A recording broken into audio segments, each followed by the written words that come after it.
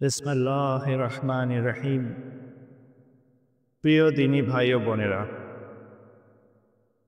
আজকে আপনাদেরকে আমার জীবনের একটি ছোট্ট ঘটনা এবং আমার সেই ঘটনার মাধ্যমে জানা একটি বিশাল বড় আমলের কথা আপনাদের সাথে শেয়ার করব। এই আমল করার মাধ্যমে আপনি আল্লাহ পাকের তরফ থেকে গায়বী সাহায্য লাভ করবেন এবং এই গায়বী সাহায্য দিয়ে আপনার জীবনে আপনি কিছু একটা শুরু করতে পারবেন ইনশাআল্লাহ। আজ থেকে প্রায় ৭ বছর আগে যখন আমার জীবনের একটি বিরাট বড় ছন্দপতন হয়েছিল, ব্যবসা করতে গিয়ে প্রায় $১৫ কোটি মতো আমি ক্ষতিগ্রস্ত হই এবং আমাকে ঘুরে দাঁড়ানোর জন্য সেই সময় খুব বেশি প্রয়োজন ছিল একটি বড় অ্যামাউন্টের। আর আমার কাছে কোনো উপায় ছিল না। এ কথা যখন আমার এক ওস্তাদ জানতে পারলেন, মূলত সন্তান যতটা বাবা-মার কাছে প্রিয় হয়, রুহানি সন্তানরা অর্থাৎ যদি কারো রুহানি ওস্তাদ থাকে, রুহানি রাহনুমা থাকে, তাহলে তারাও তাদের সন্তানের মতো বরঞ্চ কখনো কখনো সন্তানের থেকে অনেক বেশি মাহবুবও হয়ে থাকে। কারণ তারা তাদের কথা মতো চলে, তাদের জীবনকে সেই অনুযায়ী পরিচালনা করে। কিন্তু অনেক সময় সন্তান তা করতে চায় না, কিন্তু লক্ষ্য এবং উদ্দেশ্য এক হওয়ায় অনেক শিষ্য অনেক ওস্তাদকে খুব বেশি সম্মান করে এবং খুব বেশি মান্য করে। আর তাই অনেক ওস্তাদও তাদের সন্তানদের থেকেও তাদের শিষ্যদেরকে অনেক বেশি মহব্বত করে। তো তেমনি আমার এক ওস্তাদ যখন জানতে পারলেন যে আমার পরিস্থিতি অনেকটা এরকম, তখন তিনি আমাকে একটি আমল শিক্ষা দেন। তিনি যখন আমাকে আমলটি শিক্ষা দিচ্ছিলেন, আমার পরিবারের এক নারী সদস্য সেখানে ছিলেন। তিনিও সেই আমলটিকে জানতে পারেন, তার তরতিব, তার ফায়দা, তার কিভাবে করতে হবে, কি কি সতর্কতা আছে, সব কিছুই সে জানতে পারেন। আমি একে একে আপনাদেরকে এর ফায়দা বলি। প্রথমত, এই আমলটি ৪০ দিনের ৩৭-৩৮ দিনের মধ্যে একজন আল্লাহ পাকের তরফ থেকে আসবেন এবং তিনি আপনাকে আল্লাহ পাকের তরফ থেকে কোনো একটি মূল্যবান জিনিস অথবা নগদ অর্থ দান করবেন, যা কিনা হয়তোবা আপনার জীবনের জন্য যথেষ্ট হয়ে যাবে।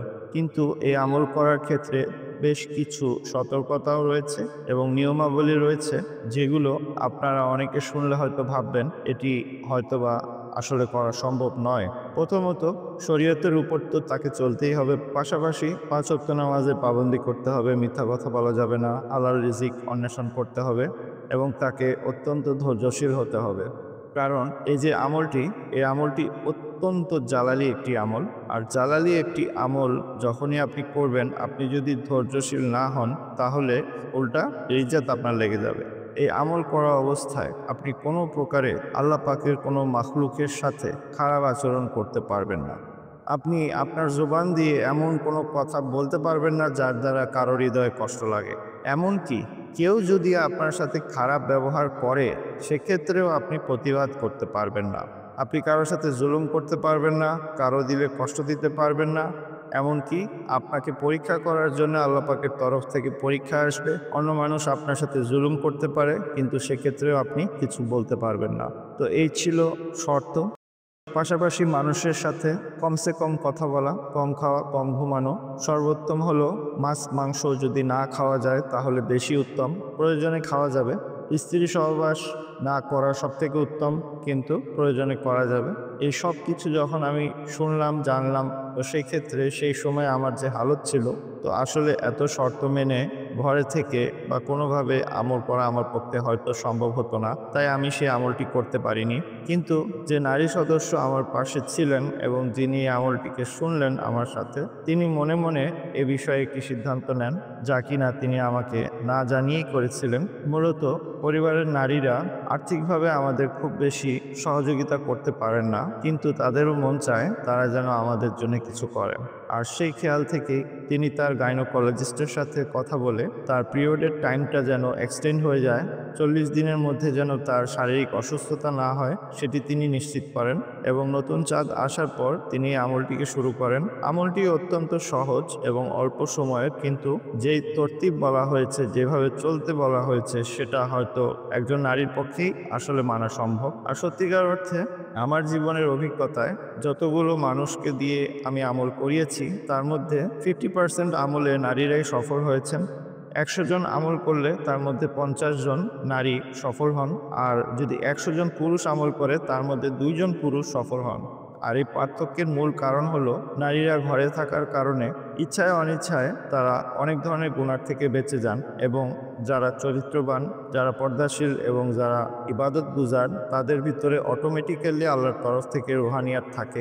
আর এই রুহানিয়াতের কারণেই তাদের আমল খুব সুন্দরভাবে তারা করতে পারেন। কিন্তু তার পাশাপাশি আরও একটি বিষয় নারীদের আমলে কার্যকরী হয়, সেটি হলো তাদের মাথায় আমাদের মতো শত চিন্তা থাকে না। তাদের ফোকাস থাকে পরিবারের উপর এবং খুব বেশি বিষয় নিয়ে তাদেরকে ভাবতে হয় না। আর এটি আমলের জন্য খুবই প্রয়োজন, কারণ যখন আপনি আমলে বসবেন সেই সময় আপনার দেহ মন আত্মাকে ফোকাস করে এক জায়গায় রেখে যদি আপনি আমল করতে পারেন তাহলে আমল দ্রুত কবুল হয়। তো আমার পরিবারের সেই নারী সদস্য আমাকে না জানিয়ে আমলটি করতে শুরু করেন, আর আমলটি করার মাধ্যমে 37-38 দিনের মধ্যে আমলের ফলাফলও তিনি পান। তো আমলের ফলাফলটি কী ছিল, কিভাবে পেয়েছিল, সব কিছু আমি বিস্তারিত বলবো। প্রথমে আমলটি আপনাদেরকে বলে নিই। কোনো একটি চাকু, ছুরি অথবা বড় সাইজের একটি গজাল আপনাকে রাখতে হবে। আপনাকে আমি সেই গজালটির ছবি দিয়ে দেব এই ভিডিওতে। আপনারা চাইলে এটার মতো একটি কিনে নিতে পারেন। প্রথমে আয়াতুল কুরসি 3 বার, তারপর 4 কুল 3 বার পরে সেই গজালের উপর ফু দিয়ে আপনি যেখানে বসবেন আমল করার জন্যে তার চতুর্পাশে একটি গোল দাগ দিয়ে নেবেন।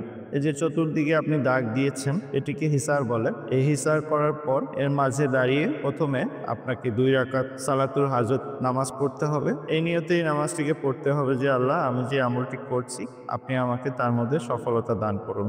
নামাজ শেষে 2 দিকে সালাম ফিরিয়ে আপনাকে সূরা ফাতিহা বিসমিল্লাহির রহমানির রহিম সহ প্রতিবার 7 বার আপনাকে সূরা ফাতিহা পড়তে হবে। তারপরে আপনাকে দুরুদে ইব্রাহিমী যেটা আমরা নামাজে পড়ি সেটাকে 11 বার পড়তে হবে।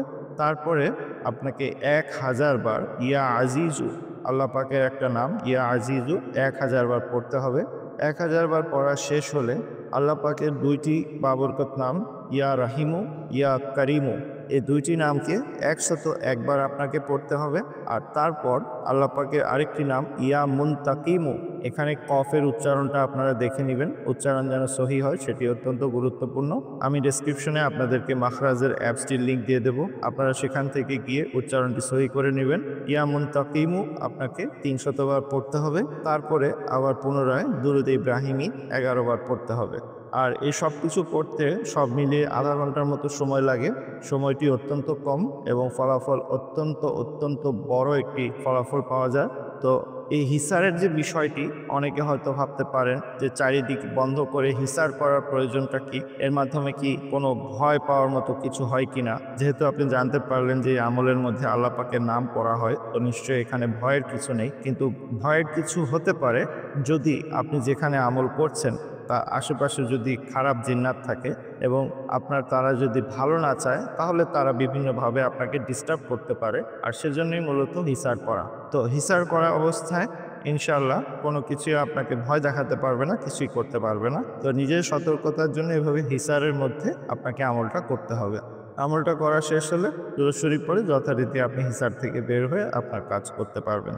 তো এই আমলটি করার সবথেকে উপযুক্ত সময় হলো এশার নামাজের পর অথবা রাতের যে কোনো একটি অংশে। তবে যেদিন আপনি যেই সময় শুরু করবেন আপনাকে 40 দিন টানা সেই সময় করে যেতে হবে। এত নিয়মকানুন শোনার পর যখন আমি এই আমলটি না করার মনস্থ করলাম, আর আমার পাশে থাকা নারী সদস্য তিনি যখন এই আমলটি করার সিদ্ধান্ত নিলেন আমাকে না জানিয়ে সে শুরু করলেন, এবং 37 কি 38 দিনের মাথায় হঠাৎ তার খেয়াল হলো আজকে বিকেলে একটু নিচে হাঁটতে যাই। সে নিচে হাঁটতে যাওয়ার সময় যখন মাগরিবের আজান দিবে এবং সে যখন বাসায় ফিরছিল তখন তাকে এক নারী বাসার সামনে তাকে দাঁড়া করায় এবং বলে, মা, আমাকে কি একটু নামাজ পড়ার জায়গা দেওয়া যাবে?